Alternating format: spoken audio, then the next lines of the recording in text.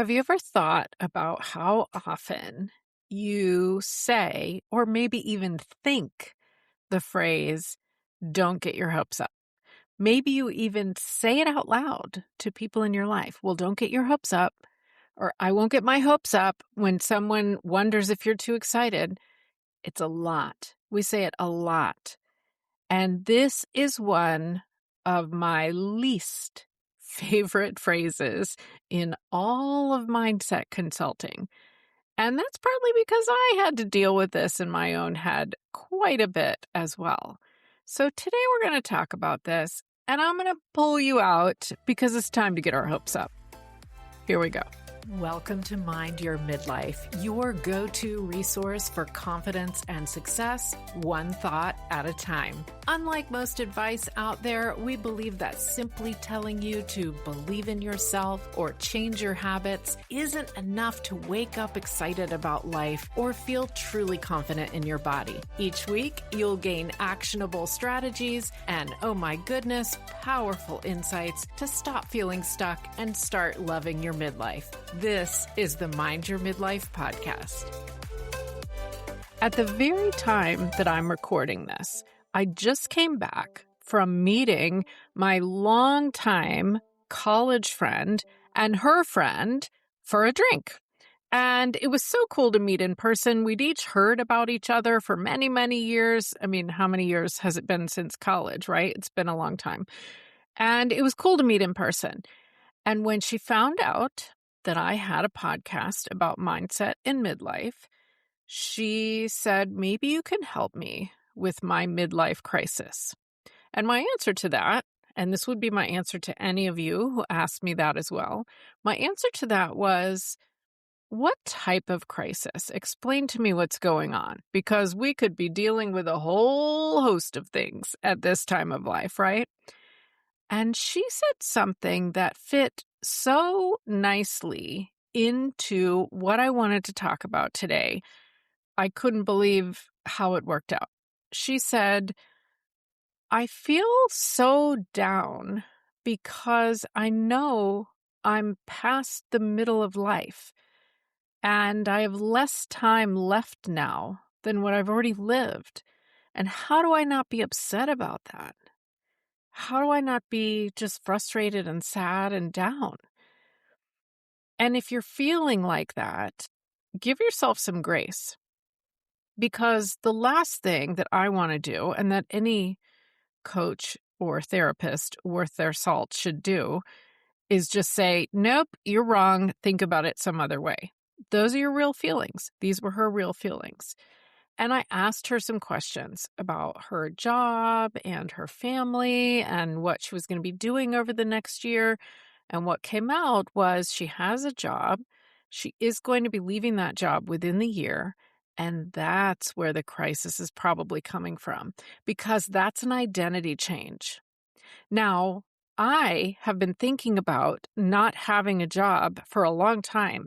And it has been enough thinking that I'm now quite excited about that prospect. Now, it's a few years down the road for me. Don't worry, I'm not going anywhere. But I'm excited about it. And I'm adding in hobbies and things that I'm looking forward to being able to do even more when I don't have day-to-day things that I have to do. But she didn't feel that way. And if you're in her shoes, it is okay to feel like, what if I lose my identity? What if I feel sad about what's coming next? And it feeds in to this don't get your hopes up idea. Now, the way that I would love for you to think about retirement or your 50s and 60s and 70s would be, oh my gosh, now I have so much time to do whatever I want. And thank goodness I'm still here and I'm still pretty healthy and I can move myself around as best I can, maybe with some creaking knees, and I can go where I want and do what I want. And I am smart and I can figure it out. That's how I want all of us to be thinking about midlife. And that might be a big switch and it might take some time. That's how I'm coming at this topic, though. And here's why this whole don't get your hopes up idea has been really weighing on me, because I suspect that you've been hearing this through your entire life.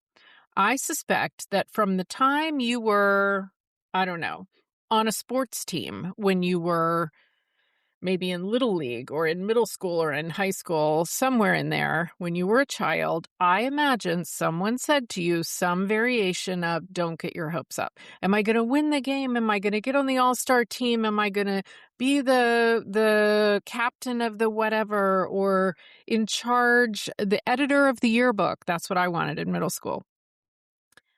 Whatever it is, some well-meaning person, or maybe multiple well-meaning people along the way, have said to you, well, don't get your hopes up.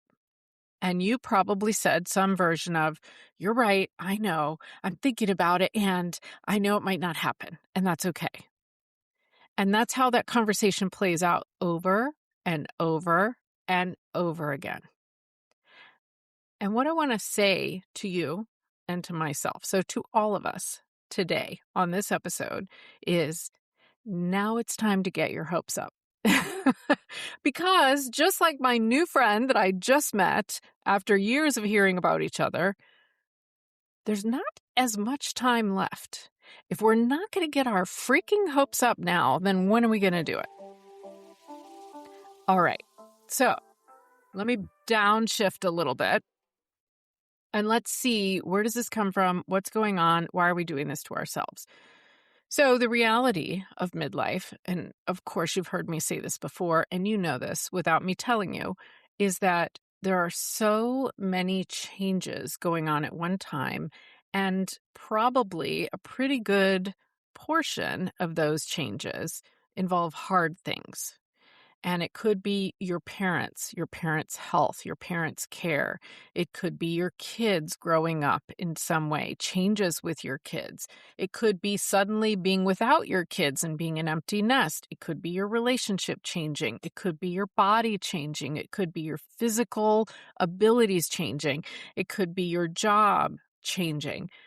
And it probably is multiple of those things at the same time. That's midlife. That's what it is. Career pivot, change in the family, health issues, aging parents, all the stuff. It's all happening at the same time. You probably know someone who is older than you. Let's say, just for a frame of reference, 70s, 80s, who always comes across as quite bitter or just negative, pessimistic, just complains, just kind of always annoyed about something. Even if you were supposed to meet this person for lunch and it was a lovely day, they would find something that was wrong with the situation. I think we all know someone like that. And that has always scared me because I didn't want to become that person. And this is actually one of the reasons that I left teaching after 12 years, because I saw the burnout happening for me.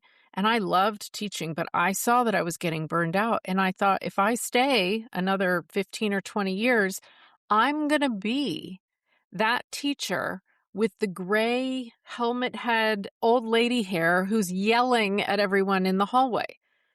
I saw myself on the path to that. And what I'm saying today is we have to make choices right now in midlife to not be that. And you're going to have to make that choice today, and you're going to have to make it again tomorrow, and probably again next week, and again the month after, and again the year after. Because there's a lot going on in life right now. Now, I could have made the same exact podcast, and I could have said, it's mindset for teenagers. And I could have said to teenagers, there's so many changes going on with your body and your parents and your friends. And of course, that would be true. The benefit we have now in midlife, when we're in this crazy change cycle, is we've lived 40 or 50 years. And with that comes a lot of wisdom. And I want you to just pause for a second and appreciate that you have lived for 40 or 50 years through a lot of stuff. And you have learned from that stuff, whether you realize it on a day-to-day basis or not. You have learned from that stuff. So that wisdom is a huge benefit. And that wisdom is also how you're going to allow yourself to get your hopes up every now and then. And realize that always choosing the negative, always choosing to assume it's not going to work out how you thought, always choosing not to get your hopes up is just going to it's just going to make it worse. It's just going to make midlife harder. So let me tell you a story where I had to realize this recently and realize, wow, I could become very scared and very pessimistic really fast. So I was visiting my sister recently for a family event, and she has nothing to do with the story really, except that I was very tired that weekend. I had driven there. It was a long drive. We had gone to an event. I hadn't slept well, et cetera, et cetera. And so on the second day I was there, suddenly I was having trouble with my vision. And I still don't know why. I think I have to just mark it down to being tired because it hasn't happened since. Spoiler alert. But I was if I looked far away, not in any reasonable sort of distance that you would look at to drive a car or interact with people, but far, if I looked far, into the next neighbor's yard from the house I'm in, I was having like double vision. I was looking at a dog a yard over and I was seeing two of that dog and it freaked me out. I think legitimately. I feel legitimately that freaking out at that moment was a little bit okay. And I said to my sister, what is going on with my eyes? It's like my eyes won't focus. But I could see close up. It was just this far away thing that was happening. And she was like, oh, I wonder. And I said to her, do I have a brain tumor? Now, let me knock on wood or something, laughing at that I'm not, tempting fate or whatever. I can't help it. I have to do that. But what? Just because my eyes are tired and I'm having some weird vision when I'm really testing my eyes on seeing really far away, I suddenly jump to the conclusion that I have a brain tumor. I have no other symptoms of any sort of problem like that. I'm quite healthy, according to my doctors, and I've had a million tests. As you know, when you're in your mid-50s, everything's got to be tested on a fairly regular basis. So I don't think I have a brain tumor. That's where my head went when I had an issue that I suddenly was dealing with and I didn't understand. Now, the good news is, as of the next day, I woke up, I'd slept a little bit better.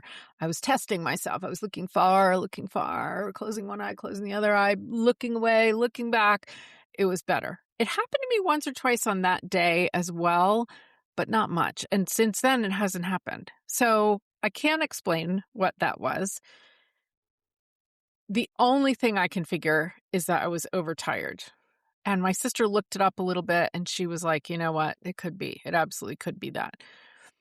So I didn't have a brain tumor, at least as of this moment. But I went there immediately. And it's related, even though obviously I'm not hoping for that, it's related to this idea that we need to lower our expectations in order to avoid getting hurt. I was lowering all the way to brain tumor from, wow, I need to sleep better so that my eyes work properly. And that was really far down. So where does this even come from? And maybe don't get your hopes up is not something that you've heard or said a lot, but I bet you there's something related to it. There's something that is like a cousin of this, because this type of idea of not getting our hopes up, it's embedded in our culture. It's like a shield. I was looking at an article in Psychology Today, and it called this our evolutionary negativity bias. And that means our brains automatically prioritize potential threats over potential rewards to ensure physical and emotional survival. So you've heard me say this bunches and bunches of times. We are always going to want to be in our comfort zone.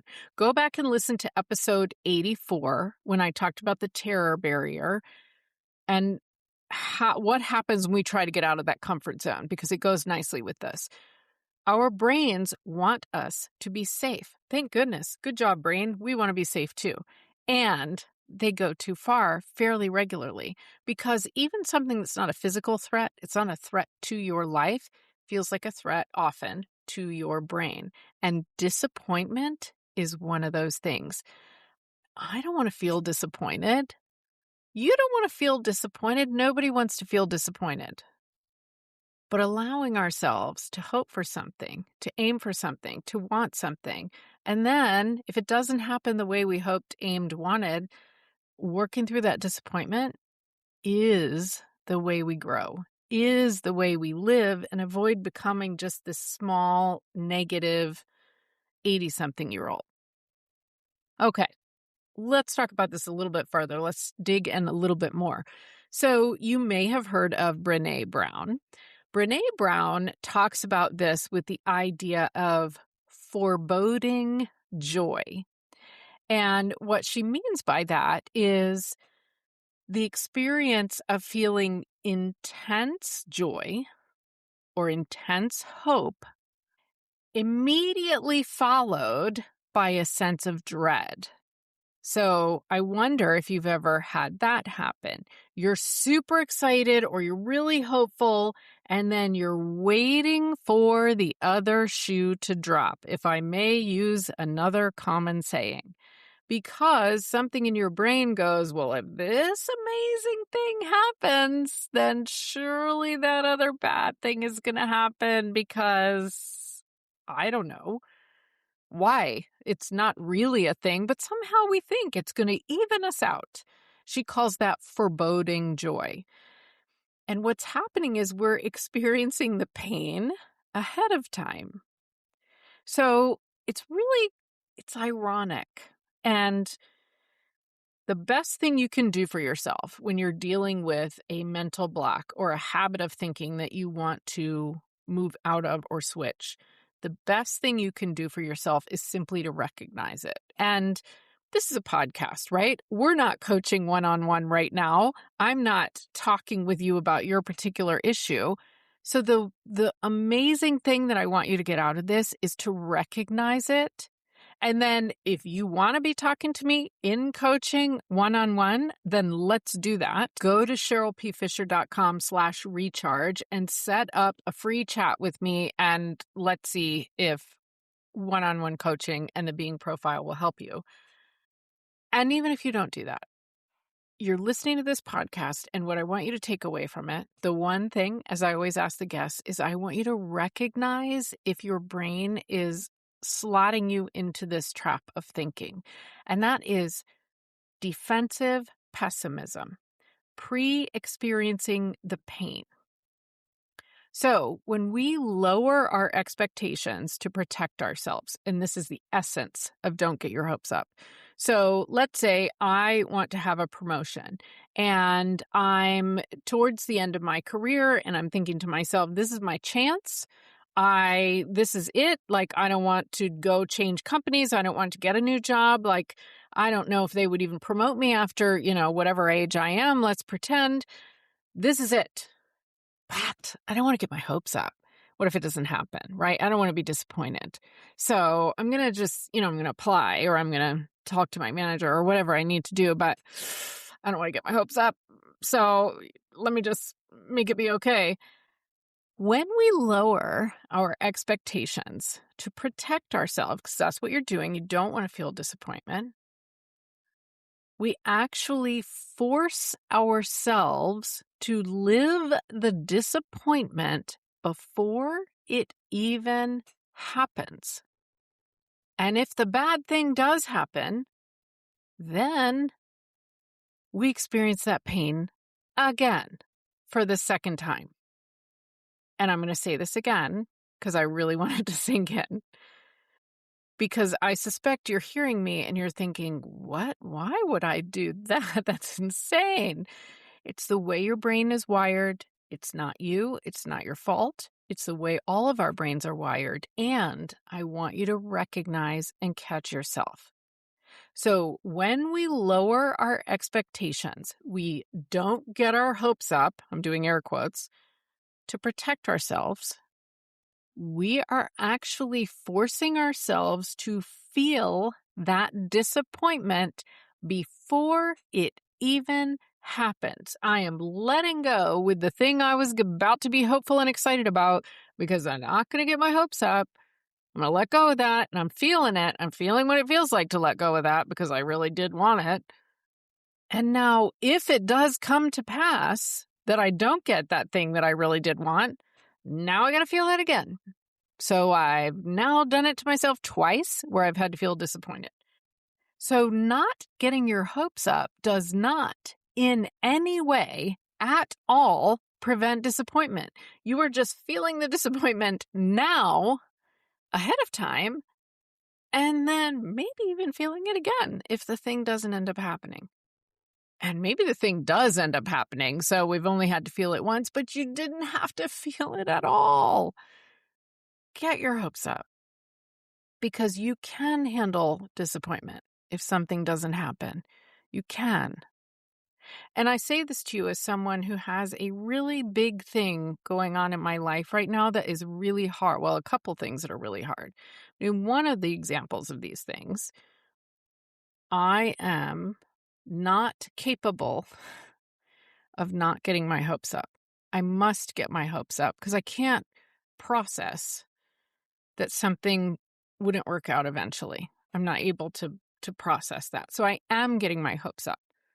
Now, if what I want to happen doesn't happen, will I be disappointed? Yeah, tremendously. And I don't want to be disappointed right now when I don't even know what's going to happen. It's hard enough right now. So if we constantly are kind of bracing for impact, we're keeping ourselves small. And this is why I say go back and listen to episode 84 as well. Because if we never take the risk of thinking bigger, and that's the hopes up, if we never try a bit harder, go for something a little bit bigger, we're living small. And I think the picture that we have in our minds of having to live so small as we pass midlife is part of what is upsetting for us. The picture that the good times have passed us by, and now we're just going to try to stay healthy and put one foot in front of the other. That's how living small looks in midlife. Getting our hopes up looks like being excited about the new hobbies. My husband is trying a totally new sport that he never, not at all in any capacity did before his mid-50s. And he loves it and is excited about it. And it's a challenge. We can still do those things. If we do those things and we realize we have all the choice and we have all the wisdom of living all these years and we have a lot more time than we used to, those are some big reasons to get our hopes up. And those are some big reasons to realize that this phase of life can be amazing. So I want you to take away, well, the first, I already said, the one thing is that we need to recognize, of course, recognize if you have anything like don't get your hopes up running through your mind, you're not alone. There's nothing wrong with you. This is how our brains work.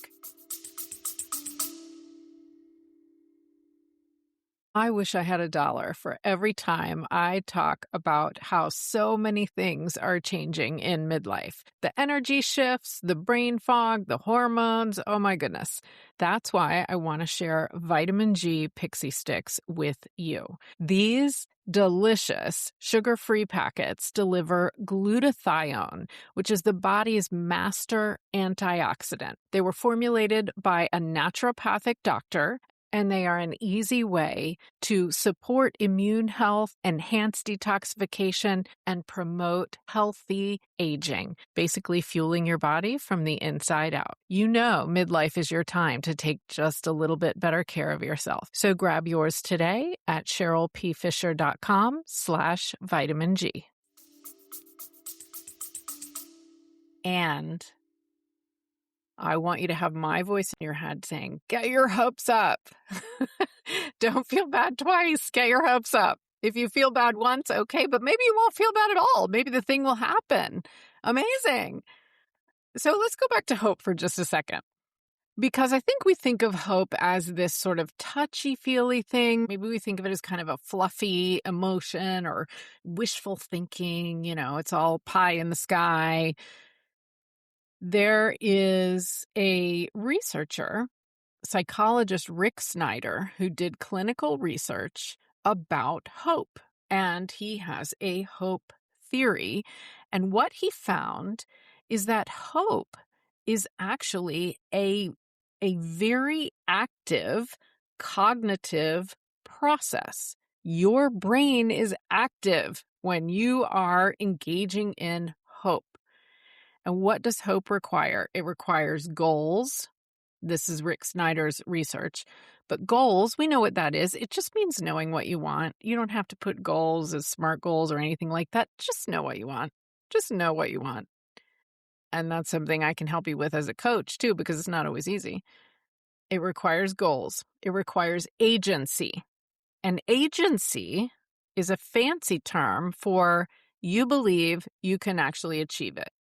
You believe that you have agency in your life and you can actually do the thing that you want to do. And then it requires pathways. So goals, agency, and pathways. And pathways, the way he described that is the ability to plan different routes to get there. You can make a path towards this goal. You believe you can do it. That's agency. That's all involved in hope. It's an active cognitive process. And guess what? Having high hopes is clinically, meaning this has been researched, linked to better stress management, lower anxiety, and a much greater ability to bounce back from adversity. And I'm going to say to bounce back from midlife adversity. We're going to have adversity. One of the two things I was mentioning that are really hard for me right now, it doesn't have a solution. One of my parents is not well. There is no solution to that. That's adversity. That's one example of midlife adversity. There could be others. So we know we're going to face that. Having high hopes about something in our lives and not stomping on it and telling ourselves not to get our hopes up is linked to being able to bounce back from that adversity, to lowering anxiety, to better stress management. And I talk about the nervous system. We have talked about this a bunch of times. The stress. I'm not going to go there because we're going to be a whole nother episode talking about stress. So what can I tell you as an action item here? First of all, of course, I just want you to recognize. I just want you to recognize when you do this. I want you to be kind to yourself. And I want you to tell yourself, wait, get your hopes up. Get your hopes up, girl. None of this don't get your hopes up stuff. Next, let's think about probability, not possibility. So if you get stuck in the worrying, this is when the mood of anxiety. So if you've heard me talk about what I use with my clients, it's called the being profile. And there's 4 moods that underlie everything we do, all the ways we're being in the world. And that's vulnerability, care, anxiety, and fear. And I've talked about fear on previous episodes. Anxiety is the one that shows up. It's always there. But the anxiety is the one that we're thinking about when we're thinking about getting stuck in worry. We're focused on what could go wrong, what could go wrong, what could go wrong, all the bad things that could happen. And I'm certainly not getting my hopes up when I'm doing that, right? So what I mean by probability, not possibility, is what's likely to happen. I want you to rein yourself in as best you can and say, okay, yeah, maybe this terrible thing could happen or that terrible thing could happen. But what's likely? What's the most likely outcome? And maybe you don't love that, but maybe you do. Maybe the worrying is just clouding something that could very well happen. Maybe you think of 2 or 3 likely outcomes, making sure that one of them is the one you want. And that helps us stop making a catastrophe out of this. I also want you to think, I have a lot of P words in here. That was sort of an accident. So that was probability instead of possibility. I also want you to think about preparation versus preoccupation. So preoccupation would be I'm sitting and worrying about all the disasters that could possibly happen, right? It's the worry anxiety thing, being in charge. We're getting stuck in that. Preparation means let's take some steps towards this thing that I want to happen. And maybe they're tiny, tiny, tiny steps. Maybe that's all you are mentally capable of doing right now because you're just sliding back into this don't get your hopes up thing. That's okay. Tiny steps are still preparation. But those steps are forward motion. And your brain is going to start to interpret that differently versus just sitting and worrying and being preoccupied. So when I say, get your hopes up, I don't mean ignore reality. I don't mean ignore that you could be disappointed. I mean allow that you can think about the good things that might happen. Allow that they could happen. Maybe they even probably could happen. Make some preparation towards that. Think about it with happiness, maybe even affirmations, maybe tapping. There's so many tools that you can learn and use, and they're so easy when we get stuck in that. I want you to choose to get your hopes up. Know what you want, hope for that thing, and know that it takes agency and pathways. Believing that you can and figuring out ways that you can get there. And that's good for your brain and good for your heart and good for your stress and good for all the things.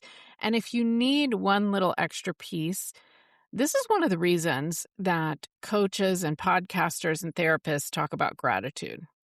If you are consciously being grateful about something, whether you're writing things down or you're just thinking about it or you're just looking for glimmers like I would love for you to do, your brain can't hold on to this like death spiral of disappointment at the same time as it's being grateful about something. So if you actively are naming something you're grateful for and you're joyful about, it short circuits that spiral. You recognize it, you short circuit it, you're on a different path. So get your hopes up. And I also want to make sure that you hit the follow button where you are listening to this podcast, because next week we have a fun episode.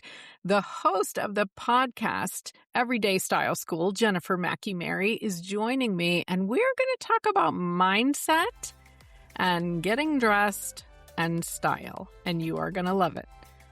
And in the meantime, midlife is your time to take just a little bit better care of yourself.